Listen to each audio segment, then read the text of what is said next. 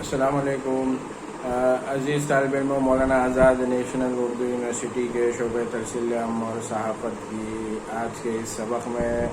محمد مصطفیٰ علی سروری آپ سب کا خیر مقدم کرتا ہوں۔ امید کہ آپ سب خیریت سے ہوں گے اور اپنے گھر پر ہی اپنا سلسلہ تعلیم بدستور جاری رکھے ہوئے ہوں گے۔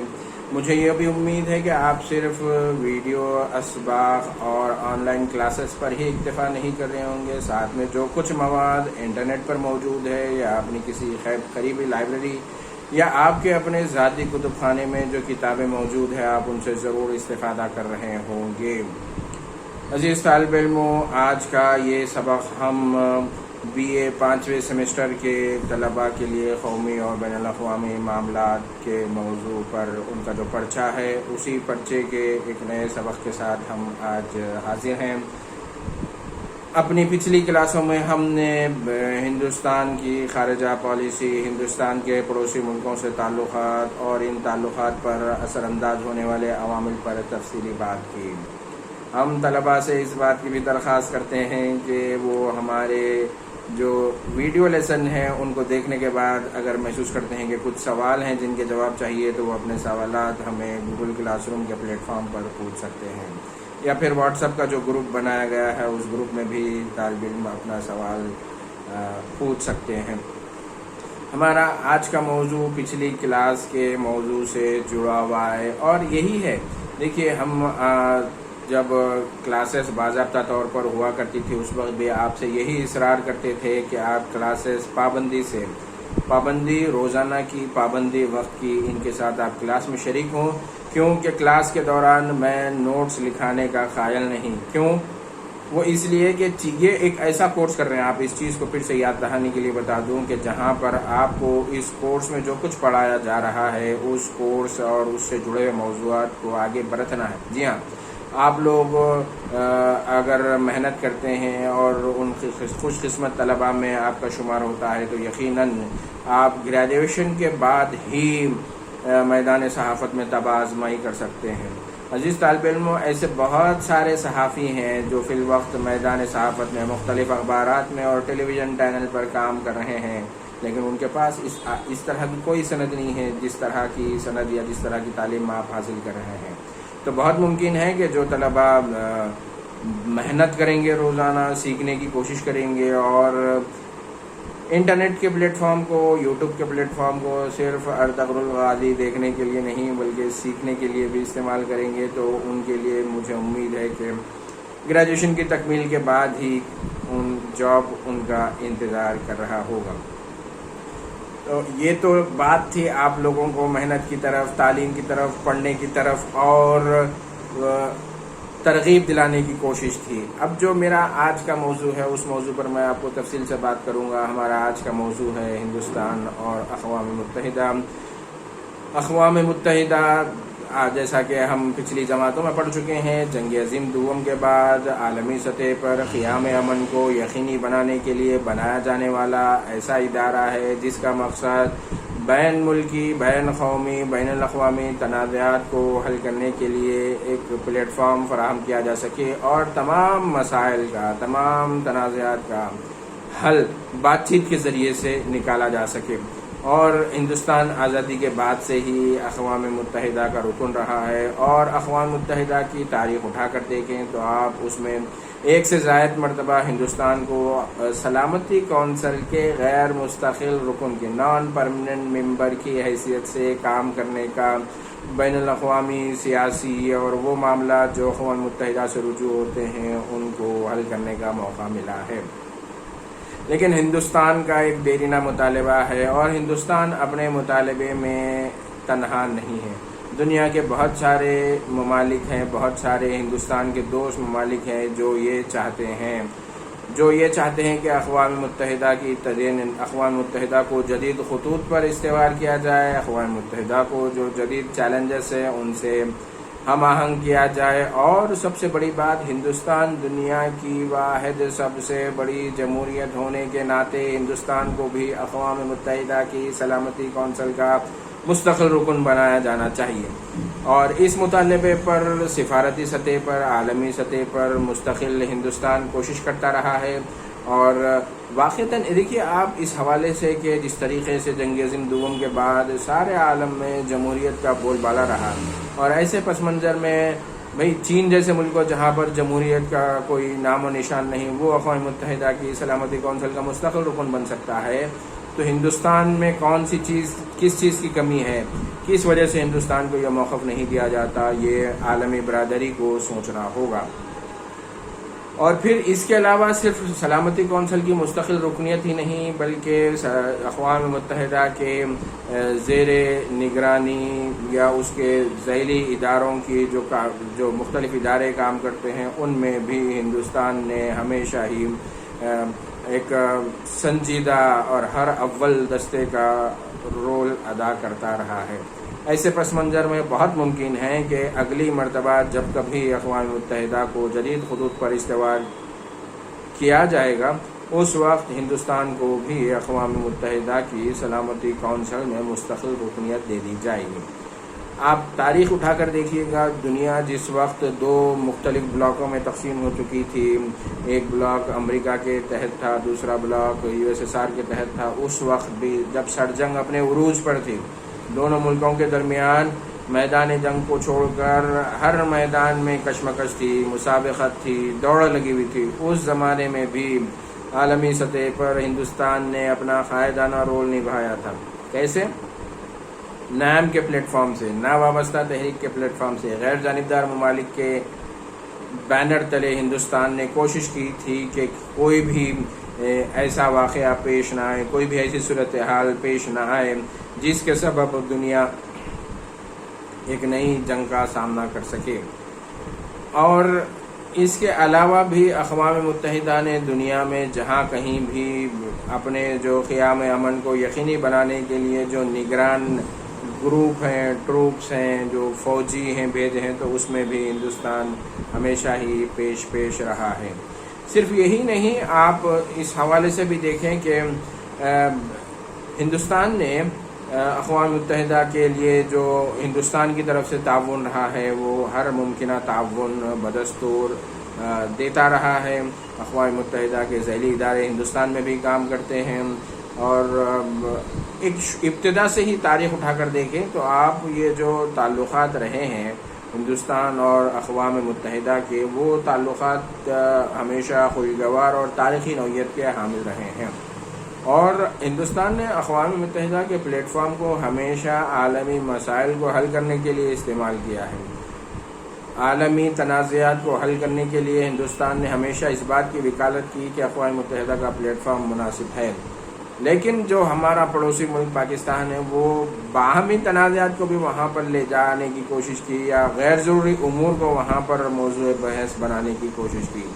لیکن اس کے باوجود بھی ہندوستان کا جو کردار رہا وہ ہمیشہ مثبت رہا، اور ہندوستان نے ہمیشہ ہی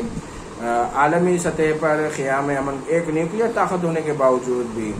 ہمیشہ سے ہندوستان نے ایک ذمہ دارانہ رول نبھایا ہے، ایک ایسے ملک کا رول نبھایا ہے جو عالمی امن کے تئیں پوری طرح سنجیدہ ہے، جو پسماندہ ممالک کی ترقی کے لیے پوری طرح سنجیدہ ہے، جو بین ملکی تنازعات کو حل کرنے کے لیے بات چیت کا قائل ہے، جو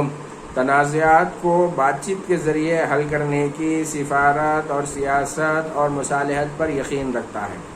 تو اس پس منظر میں یہ جو اقوام اور ہندوستان میں ہمیشہ ہی ایک زمانے میں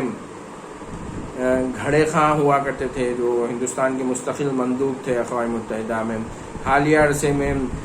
اکبر صاحب جو پروفیسر بشیر الدین کے صاحبزادے ہیں، وہ IFS تھے، انہوں نے بھی ہندوستان کے مستقل مندوب کی حیثیت سے اقوام متحدہ میں کام کیا تھا، اور ایک ہمارے پچھلی حکومت میں ایک وزیر تھے ششی تھرور، وہ بھی انہوں نے بھی جو سو ہندوستان کی اقوام متحدہ میں نمائندگی کی تھی، اور بھی بہت سارے جو سو نام ہیں جن کا ہم ذکر کر سکتے ہیں جنہوں نے اقوام متحدہ کے پلیٹ فارم پر ہندوستان کی نمائندگی کی، اور صرف ہندوستان کی نہیں بلکہ ان سارے ملکوں کی جو غیر مستقل رکن نہیں ہیں یا اس وقت نہیں، بٹ جب ہندوستان غیر مستقل رکن بنا سلامتی کونسل کا، اس وقت ہندوستان نے ان سب کی نمائندگی کی جو وہاں پر نہیں تھے، اپنے دوست ممالک کے تحفظات کا، ان کے مفادات کا پورا تحفظ کرنے کی کوشش کی۔ اتنا ہی نہیں بلکہ جب بھی جہاں بھی جس طریقے سے مسائل پیدا ہوئے، ان مسائل کو حل کرنے کے لیے ہندوستان نے ہمیشہ بات چیت کے ذریعے سے اور باہمی تنازعات کو حل کرنے کے لیے آپس میں بات چیت کی وکالت کی، اور اسی فارمولے کے تحت ہمیشہ اشتعال انگیزی سے گریز کیا، ہمیشہ صبر و تحمل کا مظاہرہ کیا، اور اپنے پڑوسی ملکوں، جیسا کہ پچھلے جماعت میں ہم پڑھ چکے کہ ہندوستان کی جو آپ دیکھیے گا کہ اپنے پڑوسی ملکوں کی ترقیاتی سرگرمیوں کو جاری رکھنے کے لیے ہندوستان نے ان ملکوں کو کئی مرتبہ ایمرجنسی حالات میں بھی مدد کی، ناگہانی حالات میں مدد کی، مختلف طرح کی ان ملکوں میں سرمایہ کاری کی، وہاں پر جو حکومتیں ہیں وہاں کے جو مسائل ہیں ان کو حل کرنے کے لیے باضابطہ طور پر برادرانہ رول ادا کیا، سوائے پاکستان کو چھوڑ کر، جن کے ساتھ جس کے ساتھ ہمیشہ ہی ہمارا معاملہ خوشگوار نہیں رہا۔ لیکن اس کے باوجود بھی پاکستان کے ساتھ بھی جو تنازعات ہیں، یا پاکستان کے ساتھ جس طریقے سے پاکستان نے سرحد پار سے جو دہشت گردی کو مسلسل بڑھاوا دینے کی کوشش کی، اس حوالے سے بھی ہندوستان نے ہمیشہ صبر و تحمل کا مظاہرہ کیا، اور دونوں ملکوں کے تنازعات کو بات چیت، یہ ایک تاریخ رہی کہ بی جے پی کے ہی وزیر اعظم اٹل بہاری واجپئی کے زمانے میں جب ہندوستان نے اپنا دوستی کا ہاتھ بڑھایا تھا، لاہور سے امرتسر تک بس چلائی گئی تھی، بس کے ذریعے سے دونوں ملکوں کو جوڑنے کا کام کیا گیا تھا۔ لیکن دنیا نے دیکھا کہ ہندوستان کے اس دوستی کے جواب کا پاکستان نے کس طریقے سے جیسے کارگل میں جواب دیا۔ تو یہ تاریخ رہی ہے ہندوستان کی کہ ہندوستان کبھی بھی جارح نہیں رہا اپنے پڑوسیوں کے تئیں۔ تو یہ ایک ہندوستانی خارجہ سیاست کی ایک بنیادی خصوصیت ہے، ایک بنیادی نقطہ ہے، اور اسی حوالے سے سارے عالم میں ہندوستان کی پہچان ہے۔ ہندوستان کی خارجہ پالیسی کو ستائش کی نظروں سے دیکھا جاتا ہے۔ فلسطین کے کاز کی بات کریں ہم، فلسطین کے کاز کی حمایت میں ہندوستان ہمیشہ ہی جیسے آواز اٹھاتا رہا ہے۔ افغانستان میں قیام امن کے حوالے سے ہندوستان نے، وہاں کے ترقیاتی کاموں کے حوالے سے ہندوستان نے جو رول ادا کیا ہے وہ پیش ہے۔ وہاں سے ناٹو فوج کے انخلا کے بعد، امریکی فوج کے انخلا کے بعد، اقتدار کی عوام کو منتقلی کے بعد ہندوستان نے ہمیشہ ہی افغانستان میں ہونے والے ترقیاتی ہر کاموں میں بڑھ چڑھ کر حصہ لیا ہے۔ ایسے ہی ہندوستان نے مشرق وسطیٰ کے ملکوں سے، ہندوستان نے یہ ضرور ہے کہ اس کی خارجہ پالیسی میں تبدیلی آئی اور ہندوستان نے اسرائیل سے اپنے سفارتی تعلقات قائم کیے، لیکن سعودی عرب جیسے ملک کے ساتھ بھی ہندوستان کے تعلقات ہمیشہ خوشگوار رہے۔ متحدہ عرب امارات کے ساتھ بھی ہمارے تعلقات بڑے ہی خوشگوار رہے۔ اس کے علاوہ جتنی بھی ریاستیں ہیں جو مشرق وسطیٰ کی ہیں، ان سب کے ساتھ ہندوستان نے گرم جوشانہ اور خوشگوار تعلقات رکھے۔ ایران کے ساتھ بھی طویل تاریخ رہی ہماری کہ ہندوستان نے ایران عراق جنگ کے دوران یا پھر اس کے بعد ایران کی تعمیر نو میں بہت سنجیدگی سے ہندوستان کی کئی افرادی قوت جو ہے سو وہاں پر جا کر کام کرتے رہے۔ جنگ کے دوران ہندوستان سے کئی ایک ڈاکٹرز ایسے تھے جنہوں نے ایران میں جا کر خدمات انجام دی۔ تو دنیا کی آپ تاریخ اٹھا کے دیکھ لیجئے گا، چین کے ساتھ بھی ہمارے تعلقات سابق میں خوشگوار ہوتے تھے۔ ہندی چینی بھائی بھائی کا جو سو نعرہ لگایا گیا تھا، اور جتنے مسائل تاریخ، یہ اب تنازع پیدا ہوا ہے۔ 40-45 سال کی تاریخ میں کبھی گولی نہیں چلی تھی ہندوستان اور چین کی سرحد پر، اب ناگہانی واقعات ہوئے ہیں۔ اس کے باوجود حکومت ہند، ہمارے وزیر خارجہ بات چیت کے ذریعے سے اس مسئلے کو بھی جو ہے حل کرنے کے لیے مسلسل سرگرم ہے، جو اس بات کی غمازی کرتا ہے کہ ہماری ان حالات کو آپ پڑھیں گے، ہندوستان کے پڑوسیوں سے تعلقات، ہندوستان کے عالمی سطح پر مختلف ملکوں کے ساتھ تعلقات، تو آپ کو ہندوستان کی خارجہ پالیسی سمجھنے میں آسانی ہوگی۔ اور عزیز طالب علموں، اس حوالے سے آپ صرف ویڈیو سبق پر اکتفا مت کیجیے گا. جو کتابیں آپ کے سلیبس کے آخر میں بتلائی گئی ہیں ان کو آپ کو پڑھنا ہے. صرف کتابیں ہی نہیں پڑھنا ہے بلکہ خارجہ پالیسی کے حوالے سے اخبار میں اگر کوئی اوپر پیج کا کالم آتا ہے وہ بھی آپ کو پڑھنا ہے. کہیں پر کتاب ملتی ہے، آپ سنڈے بازار چلے جائیے جہاں پر آپ کو پرانی کتابیں ملتی ہیں، مگر آپ ضرور پڑھیے گا ان کتابوں کو. ہندوستان کی خارجہ پالیسی کو اردو میں بھی بعض کتابیں اویلیبل ہیں، انٹرنیٹ پر سرچ کیجیے گا. آن لائن لائبریریز جو ہے اس سے استفادہ کیجیے گا. اور آپ کی جو معلومات کی سطح، اور میں بتایا نا، جو طالب علم اتنی ساری محنت کرے گا گریجویشن کے کورس کے دوران، تو یقین مانیے انڈسٹری میں اس کو صرف گریجویشن کی بنیاد پر ہی داخلہ ملے گا. آسان نہیں رہا. کرونا وائرس کے آنے کے بعد میڈیا کی جو انڈسٹری ہے وہ بھی بہت بدل گئی. وہاں کے حالات بھی کافی بدل گئے ہیں. بہت چیلنجز آ گئے ہیں، بہت زیادہ پریشر آ گیا ہے. وسائل کی قلت، اشتہارات کی قلت ہے. کئی اخبارات میں کٹوتی کا عمل چل رہا ہے. کئی چینلز اپنے ہاں جو افرادی قوت ہے ان کو کم کر رہے ہیں. ایسے پس منظر میں جگہ انہی کے لیے ہوگی، موقع انہیں ملے گا جو سب سے زیادہ فٹ ہوں گے، جو سب سے زیادہ اہل ہوں گے، جو سب سے زیادہ مطالعہ کرنے والے ہوں گے، جنہوں نے صرف ڈگری نہیں بلکہ معلومات بھی حاصل کی، جن کے پاس